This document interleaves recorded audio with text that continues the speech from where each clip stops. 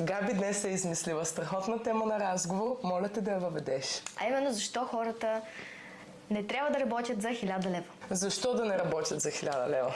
Ами някои от моите доводи са, че не можеш да си плащаш сметките и да се издържаш, ако живееш сам на квартира в Пловдив или София, по-големите градове, с 1000 лева на месец. Направо почна и тук нещо да ме престяга като съсета за цените на наемите.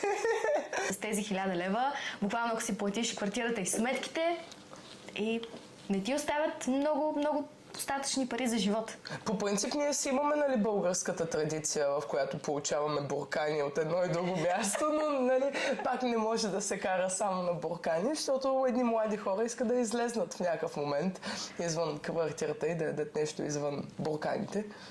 Тези 1000 лева, освен че не можеш да се издържаш с тях, ти влияят много на психическото състояние най-малко.